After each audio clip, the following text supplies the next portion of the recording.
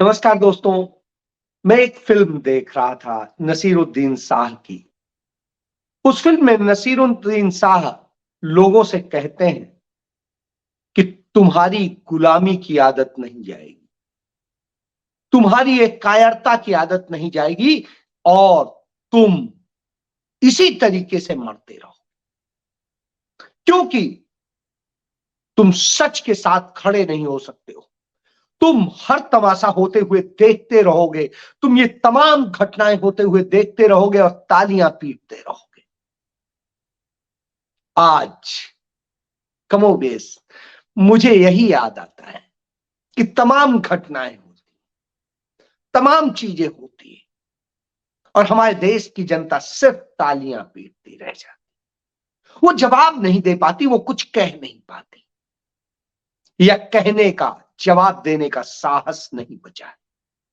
उसके अंदर यह साहस नहीं बचा है कि समाज में, देश में जो स्थितियां हो रही हैं, जो कुछ हो रहा है, उसका जवाब दे। 2023 के उस दर्दनाक पूरे साल को मैं देखता हूं जिसमें क्या नहीं घटा है। वो हर कुकृत्य हुआ है जिसको सुनकर, देखकर हम सब दहल जाते हैं, आंखों में आंसू आ जाते हैं। हमारे लज्जा, हमारे आंखों का पानी मर गया है। कमोबेश ये सब देख रहे हैं, लेकिन हम ना बोल रहे हैं और ना कुछ कह रहे हैं, और कहते हैं विपक्ष कुछ नहीं कर रहा है। मोदी जी तो भगवान है, योगी ये है, और न जाने किसको किसको क्या क्या कहते हैं। तब शर्म आती है। 2023 में जो अब जा रहा है, आज एक खबर आती है कि उत्तर प्रदेश में योगी आदित्यनाथ और उनके राष्ट्रीय अध्यक्ष जेपी नड्डा एक सभा को संबोधित कर रहे थे, और उस सभा में जेपी नड्डा कह रहे थे, उत्तर प्रदेश एक समय में ऐसा था कि उसका नाम कितना गंदा था, उसमें लेते वक्त जो है ये होता था, अब इतना अच्छा हो गया है कि बहन बेटियां सब कितनी सशक्त हो गई हैं मिशन शक्ति के नाम से। और वहीं योगी आदित्यनाथ भी कमोबेश इसी स्टाइल में बोल रहे थे कि अब ऐसा हो गया, बहन बेटियां इतनी सुरक्षित हो गई हैं, बेटियां, और न जाने क्या क्या बता रहे थे। तब मुझे खुद मोदी सरकार के, भारतीय जनता पार्टी की सरकार के एनसीआरबी के डाटा आते हैं सामने, जो बताते हैं कि हिंदुस्तान के अंदर हर घंटे 4 बेटियां रेप का शिकार हो जाती हैं, बलात्कार का शिकार हो जाती हैं। उत्तर प्रदेश में हर रोज 11 लड़कियां रेप का शिकार हो जाती हैं, और इसी तरीके से तमाम सारी चीजें सामने आती हैं। आज हालात बद से बदतर हो चुके हैं, और जिस तरह के हालात हैं उसमें कौन सुरक्षित है। मणिपुर में हमने देखा, वहां पर किस तरह से नग्न लड़कियों की परेड निकाली गई, और किस तरीके से वहां सैकड़ों बेटियों के साथ में गैंग रेप हुए, न जाने कितनी हत्याएं हुई, और आज भी वहां हत्या हो रही, आज भी वहां आईईडी ब्लास्ट हो रहा है। 4 पुलिसकर्मी भी घायल हुए। वहीं पर 4 दिसंबर को 4 लोग भी मारे गए। इस तरह घटनाएं रोज हो रही हैं, इनका कहीं कोई अंत नहीं। तो आज मैं जब महिलाओं की बात कर रहा हूं तो वहीं आता हूं। महिलाएं कहते हैं सबसे ज्यादा भारतीय जनता पार्टी की वोटर है। क्यों? क्या वो रेप को पसंद करती हैं? महिलाओं के ऊपर होने वाले अत्याचारों को पसंद करती? पूरे हिंदुस्तान में सबसे ज्यादा महिलाओं के प्रति अपराध उत्तर प्रदेश में होते हैं, योगी मोदी की सरकार में होते हैं। और साहब, उसी राज्य में नरेंद्र मोदी जहां के सांसद हैं, उस वाराणसी के बीएचयू में भारतीय जनता पार्टी के आईटी सेल के 3 जो संघ से जुड़े हुए थे, उन 3 लड़कों ने एक लड़की के साथ में जिस तरीके से उसको नंगा करके वीडियो बनाया और उसके बाद में उसके साथ रेप किया, गैंग रेप किया। आज जब वो पकड़े जाते हैं तो उस स्थिति में क्या होता है? किसी के पास कोई जवाब देने को नहीं है, कुछ और नहीं करने को है। क्यों? क्योंकि जवाब किस मुंह से देंगे? उसी दिन कांग्रेस पार्टी के प्रदेश अध्यक्ष अजय राय ने कहा था कि ये आरएसएस बीजेपी के विद्यार्थी परिषद से जुड़े हुए लोगों का, भाजपा के लोगों का ये काम है और उन्होंने इस घटना को अंजाम दिया है। वहां पर बेटियां पूरे इस मुद्दे को लेकर के कई दिनों तक जब धरने पे बैठी थी, तब कहीं एफआईआर दर्ज हुई थी और इसको लेकर के कांग्रेस पार्टी ने पूरे उत्तर प्रदेश में एक आंदोलन खड़ा करने की कोशिश की थी। हालांकि वो ज्यादा बड़ी स्थिति में नहीं है, लेकिन जितना है वो सड़क पर उतरी थी और खड़ी हुई थी। नतीजतन सरकार को एफआईआर दर्ज करनी पड़ी, कार्रवाई करनी पड़ी। और अब किसी के पास सफाई का वक्त नहीं है। जब अजय राय कह रहे थे तो कोई उनके साथ खड़े होने को तैयार नहीं था। उनके खिलाफ उल्टा एफआईआर दर्ज कर ली गई, अजय राय के खिलाफ दर्ज कर ली गई कि वो गलत आरोप लगा रहे हैं, ये कह के। आज जब वो गिरफ्तार हो जाते हैं तीनों लड़के, तब क्या कहेंगे? ये वही लड़के हैं जो नरेंद्र मोदी के साथ घूम रहे थे, ये वही लड़के हैं जो जेपी नड्डा और अमित शाह और स्मृति ईरानी के साथ घूम रहे थे, योगी आदित्यनाथ के साथ घूम रहे थे और उनसे प्रशिक्षण ले रहे थे, स्मृति ईरानी से, और कह रहे थे कि आज इतना महान प्रशिक्षण उन्होंने दे दिया। तो क्या यही प्रशिक्षण दिए जा रहे हैं कि महिला बाल विकास मंत्री यह प्रशिक्षण दे के जा रहे हैं कि महिलाओं के साथ क्या करना है, कैसे करना है? अब इस पर कोई बोलेगा क्या? इस देश के लोग बोलेंगे? आज भी उत्तराखंड की वो अंकिता भंडारी आपको याद हो, यदि भारतीय जनता पार्टी का शीर्षस्थ नेता और तमाम सारे लोग उसमें इन्वॉल्व हैं, किस तरीके से महिलाओं के और क्या क्या शोषण और क्या करने की तमाम घटनाओं का वो खुलासा कर रही थी। उसके साथ में रेप करके उसे मार दिया गया। इसी तरीके से उत्तर काशी में, वहां पर भी भारतीय जनता पार्टी के नेता ने जिस तरीके से किया और वहां पर मार दिया। और महाराष्ट्र का तो आपको याद है ना, महाराष्ट्र में गायकवाड़, वो लड़का जो भारतीय जनता पार्टी का नेता, उसने क्या किया लड़की के साथ? ब्रजभूषण शरण सिंह बीजेपी का ही तो सांसद है, उसने क्या किया महिला पहलवानों के साथ में, और कितनों को उसने शिकार बनाया है, संख्या नहीं है शायद इसकी। इसके अलावा भाजपा का हरियाणा में मंत्री, खेल मंत्री संदीप सिंह, उसने किस तरीके से शोषण किया है। और ये चार्जशीटेड है, मैं नहीं कह रहा हूं, चार्जशीटेड है, पुलिस के केसेस वाले हैं। जिनके पुलिस के केसेस नहीं है उनकी बात नहीं कर रहा हूं। आप याद करिए, छत्तीसगढ़ में राखी बांध के आ रही थी बेटी और भारतीय जनता पार्टी के नेताओं ने जिस तरीके से उसे उठाकर गैंग रेप किया था। राजस्थान में याद करिए, गहलोत सरकार को बदनाम किया था, वहां पर बघेल सरकार को बदनाम कर रहे थे और वो भारतीय जनता पार्टी के निकले थे जो रेपिस्ट थे। याद करिए मेरठ में वो लड़की जिसको नंग करके खदेड़ दिया गया था, भारतीय जनता पार्टी के लोग थे, रो रही थी। एक घटना है। भारतीय जनता पार्टी का मतलब भारतीय बलात्कारी पार्टी हो गया लगता है, बीजेपी तो इस तरह से है, बलात्कारी जनता पार्टी। क्या बना दिया है, इस तरह की हालत कर दी है, यही संस्कार दिए जाते हैं।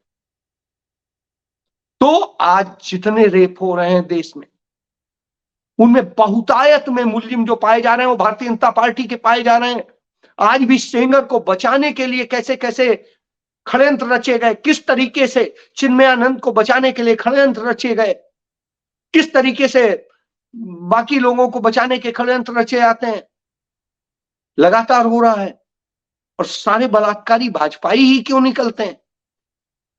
इसके बाद भी महिला शक्ति की बात करेंगे, इसके बाद बात करेंगे कि हां साहब रामराज जा गया है। ऐसे राम का हम क्या करेंगे जिसके राम के राज्य में बेटियां सुरक्षित ना हो? याद करिए, जब दिल्ली में एक दर्दनाक घटना हुई थी, तत्कालीन सरकार इतना संजीदा थी कि उसको लेके तत्काल सारी कार्रवाइयां भी हुई, तमाम तरह से उसको सहायता भी देने की कोशिश की गई, सब किया गया, नहीं बची। लेकिन उसके बाद में एक कड़ा कानून लाया गया और कड़ी तरीके से उसको कैसे किया गया। लेकिन इस सरकार ने सब लचर छोड़ दिया, क्योंकि आप यदि भाजपा निकलेंगे, आपको बचाने के रास्ते बना दिए जाएंगे, आपकी चार्जशीट कमजोर कर दी जाएगी, आपकी और बहुत तरह से मदद कर दी जाएगी, अदालत पहुंचते पहुंचते केस मरणासन्न हो जाएगा।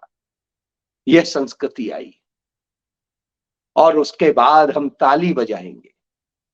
उसके बाद में प्रधानमंत्री कहेंगे कि 22 जनवरी को आप लोग अपने घर में दीपावली मनाइएगा। किस बात की दीपावली मनाएंगे?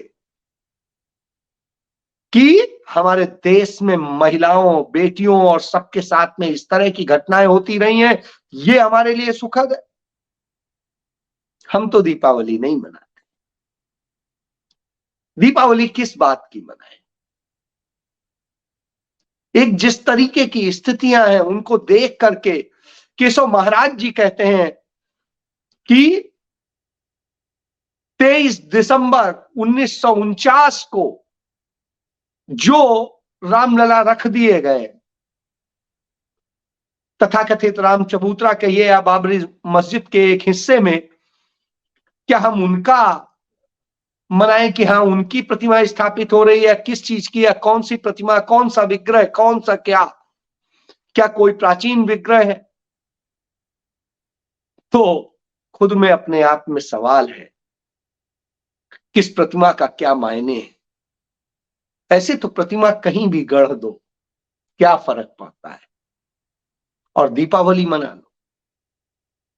आज जो हालात हैं, जो चीजें हैं, उनको देखकर इस देश में दर्दनाक स्थितियां पैदा होती हैं। हम किसी को इंसाफ नहीं दे पा रहे हैं, न्याय नहीं दे पा रहे हैं। गरीब जो है, जिसको 5 किलो अनाज मिलता है, वो इसी में खुश है कि उसे 5 किलो अनाज मिल जा रहा है, उसका और चल रहा है, बस कोई नहीं, मोदी जी भगवान है। उसे कोई फर्क नहीं पड़ता कि लोकतंत्र क्या होता है और क्या होता है। वो महिलाएं जो तमाम लाभ उठा ले रही हैं, उन्हें कोई फर्क नहीं पड़ता कि 1100 का सिलेंडर हो या 950 का, उन्हें कोई फर्क नहीं पड़ता। उन लोगों को कोई फर्क नहीं पड़ता। जो बच्चे बेरोजगार हैं, हमारे युवा मर रहे हैं, आत्महत्या कर रहे हैं, गले लगा रहे हैं, कोई फर्क नहीं पड़ता। कोई फर्क नहीं पड़ता उनको कि अदालतों में मुकदमे बढ़ते जा रहे हैं, इंसाफ मिलता नहीं और बेइंसाफी का बोलबाला है। आता है दबंग और अपने ढंग से इंसाफ करा के चला जाता है। हम किस बात के लिए खुश हो जाए? हम इस बात के लिए खुश हो जाए कि हमारे देश की तमाम संवैधानिक संस्थाएं बिक गई हैं, हमारे देश की अदालतें बिक गई हैं, हमारे देश की सरकार बिक गई है, अदानी अंबानी जैसों की नौकर बन के रह गई है। ऐसी स्थिति में हम किस बात के लिए खुशी मनाएं? हमें तो इस बात की आज कसम खानी चाहिए कि हम आने वाले साल में ऐसे लोगों को उखाड़ फेंकेंगे जिन्होंने यह व्यवस्था बनाई है, जिन्होंने इस तरह की स्थिति 2023 में की है। इस बर्बादी के लिए जिम्मेदार हम हैं, क्योंकि हमने किसी लालच में आके, किसी डर में आके, किसी और कारण से वोट दिया है भाजपा को। और जब हमने वोट दिया है तो पाप भी हम ही ने किया है। आज इस पाप के लिए, उन बेटियों के लिए जो इसकी शिकार हुई है, जो तमाम सारे लोग मौत के मुंह में समाये हैं, उनके लिए हमारे पास में आज श्रद्धांजलि देने की स्थिति भी नहीं है। हमारे पास वो शर्म नहीं बची है कि हम ये कर सकें। सब मरते हैं, किसान मरता है, फिर बाद में कुछ लालच मिल जाता है, खत्म हो गया किस्सा। हमें कोई फर्क नहीं पड़ता, हमें क्या फायदा हो रहा है हमें ये देखना है। वाह, गजब की स्थिति। तमाम स्थितियां इस तरह से बन रही हैं। हम भविष्य में किसके लिए भविष्य बना रहे हैं? ना अपनी बेटियों के लिए भविष्य बना रहे हैं, ना किसी के लिए भविष्य बना रहे हैं। इसीलिए राहुल गांधी को न्याय यात्रा की बात करनी पड़ी है, क्योंकि न्याय यात्रा आपको न्याय दिलाने की बात करती है। इसमें तमाम सीटें ऐसी जहां सीधे कांग्रेस का मुकाबला है भारतीय जनता पार्टी की सीटों से। जो रूट से निकलेगी ये यात्रा, उसमें हर तीसरी सीट पर भाजपा और कांग्रेस का सीधा मुकाबला है। आप सोचिए, यदि आप आज इन सब चीजों से चाहते हैं, मुक्ति चाहते हैं, तो आपको सोचना होगा आपको क्या करना है। नहीं तो कल के दिन आपकी भी बच्ची शिकार हो सकती है, मेरी बच्ची भी शिकार हो सकती है, किसी की भी हो सकती है। और सिर्फ बच्चियां ही क्यों, हमारी संपत्तियां, हमारा सब कुछ जिस तरीके से किया जाता है और सारे हक छीने जाते हैं। संविधान और दूसरी चीजों की हम बात करते हैं, लोकतंत्र की बात करते हैं। काहे का लोकतंत्र बचा है? कितनी बातें आप बोल सकते हैं, कह सकते हैं। आज जिसको चाहा उसको बैन कर दिया, जिसको चाहा कुछ कर दिया, इस तरह की स्थितियां। और स्वार्थ की बात आई तो हमने कभी महबूबा मुफ्ती से गले लगा लिया, कभी हमने फारूक अब्दुल्ला को गले लगा लिया, तो हमने कभी किसी को शिवसेना को गले लगा दिया, तो कभी नीतीश कुमार को गले लगा लिया, तो कभी ममता बनर्जी को गले लगा लिया। और जब स्वार्थ निकल गया तो हमने छिटक के फेंक दिया। तो इस तरह की स्थितियां हैं इस देश में। हमें जब स्वार्थ साधने की स्थिति आई तो हमने मुलायम सिंह यादव को पद्म विभूषण दे दिया, और जब हमें वैसे आया तो हमने साथ किसी और को कुछ कह दिया। हमें जब स्वार्थ की बात आई तो हमने मायावती की तरफ नहीं देखा। हमने तमाम भ्रष्टों को अपनी पार्टी में शामिल करके उन्हें बड़े बड़े पद दे दिए। तो इस तरह की राजनीति भारतीय जनता पार्टी करती है। उसके लिए कोई मायने नहीं राष्ट्र, कोई मायने नहीं कुछ। न देश की सीमाओं से उसे फिक्र है, न किसी और चीज से फिक्र है। फिक्र है तो अपनी और अपने पूंजीपति मित्रों की। अपने लिए धन चाहिए। भारतीय जनता पार्टी के मूल संगठन आरएसएस के संविधान को पढ़ लीजिए, उसके तीसरे क्लॉज में ही है कि वो पूंजीपतियों के लिए काम करेंगे, वो काम करेंगे ऐसे लोगों के लिए। तो ये तो उनका मूल है, और इसके बावजूद आप उनके साथ खड़े होते हैं क्योंकि आप खुद गलत तो अपना सब दोष दूसरों पर मढ़ते हैं। पहले अपना देखिए, कैसे क्या चीजें हो रही हैं, क्यों हो रही हैं। क्या आपने उसका प्रतिरोध किया था? नहीं। आप जब खुद प्रतिरोध नहीं करेंगे तो दूसरा तो चढ़ता आएगा, घुसता आएगा। यही तो हमारे इस देश का कलंकित इतिहास है कि तमाम बार तमाम लोग बाहर से आए, आक्रांत आए, दूसरे आए, और यही करके हम हमारे ऊपर राज करके चले भी गए। हमारी बहन बेटियों और सबकी इज्जत भी लूटी, हम पर राज भी किया, हमारा लूट के भी ले गए, सब कुछ किया, और हम तमाशाई बने रहे। आज भी यही हो रहा है। वो सत्ता में है, लूट रहे हैं, रेप भी कर रहे हैं, सब कुछ कर रहे हैं, लेकिन हमें क्या फर्क पड़ता है। और यही सोच सोच के कब आपकी बारी आएगी, इसके इंतजार में बैठे। इसीलिए न्याय यात्रा की जरूरत है, इसीलिए सामाजिक न्याय की जरूरत है, आर्थिक न्याय की जरूरत है, राजनीतिक न्याय की जरूरत है। इसीलिए इन विषमताओं पर बात करने की जरूरत है, और वो राहुल गांधी कर रहे हैं। जब कर रहे हैं तो फैसला आपको करना है कि आपको किस न्याय की तरफ जाना है। आपको न्याय चाहिए या आपको अन्याय चाहिए, आपको फांसीवाद चाहिए या आपको लोकतंत्र चाहिए। फैसला तो आप ही को करना है। जय